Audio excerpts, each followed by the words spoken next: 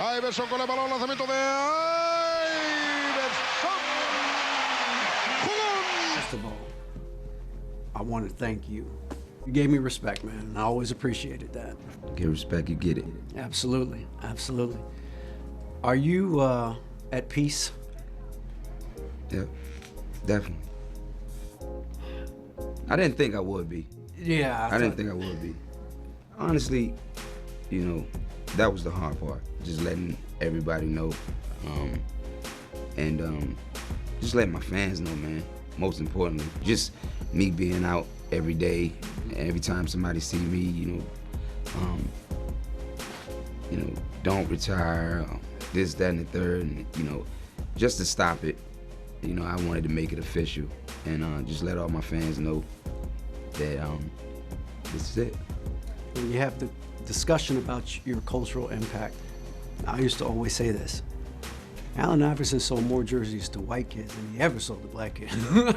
You know, and so you got to understand that it's not just black people he influences. He influences the entire culture. And I wonder if you ever put your arms around that impact that you had. Because I'm all right being me. Mm-hmm. You know, sometimes your job won't allow you to be actually who you are, but you got to provide for your family. You got to put food on the table, so you got to do whatever you got to do to survive. You know, but a lot of times people want to be authentic. They don't want to go out of their shell and become somebody else. I mean, because they have to. You know what I mean? And with me, in the profession that I was in, I was able to not have to change. You know what I mean? Yeah, I could have did it for more money. I could have, you know, wore my hair a certain way, or act a certain way, or dressed a certain way, you know, but I chose to just be me, and I was comfortable with it. Like, I'm comfortable being in a room with a billionaire, and I'm comfortable being in a room with a bum. What was that spring of 2001 like, being at the pinnacle of your profession? That was it, man. You know what I mean? It was special, and it was special because the team was special. You know what I mean? Like, the guys that we had on the team, we didn't have all the talent in the world. We didn't have all the great scores, the all-star players and all that. You know what I mean? It was just me, as far as the offense, and a bunch of tough-ass dudes. You know, a bunch of hard-nosed dudes, and a great coach. When did you start to feel Larry Brown?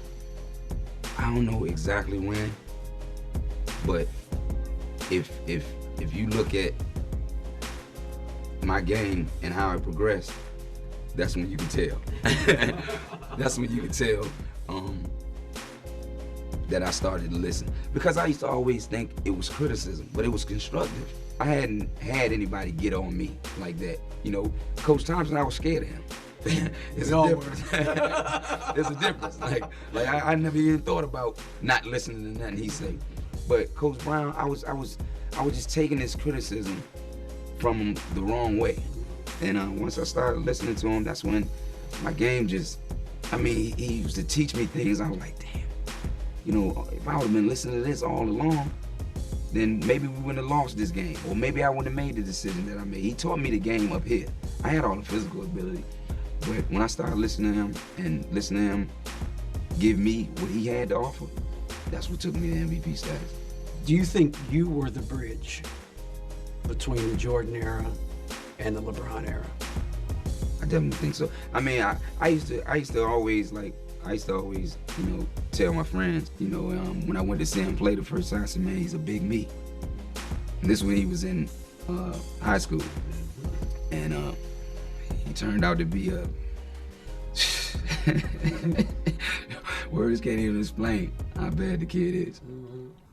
What is going to be the thing when you're 70 years old and you think about your career as a pro basketball player?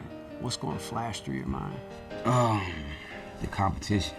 I think when I was in college, that's all I used to think about. You know, when I get to the league, I'm gonna be playing against such and such on this night, such and such on that night, such and such on this night. And that's the great part about it. You know what I mean? Like, ain't no cakewalks in no NBA basketball game.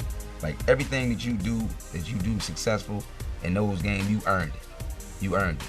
All the hard work that you ever put in, you know, you've earned it. All the practice that you put in, you earned it. You earned it. It's easy to sum it up when you just talk about practice. We sitting here, I'm supposed to be the franchise player, and we're in here talking about practice. Well, Coach, I mean, listen, we talking about practice. Not a game, not a game, not a game. We talking about practice. And that's what I think about. I think about the tough times, the bad times. How can you call any time a great time without the tough one? Gotta have them, you gotta sprinkle them in there somewhere. You know what I mean? And I don't mind, I understand, that's the way it's gonna go. That's life.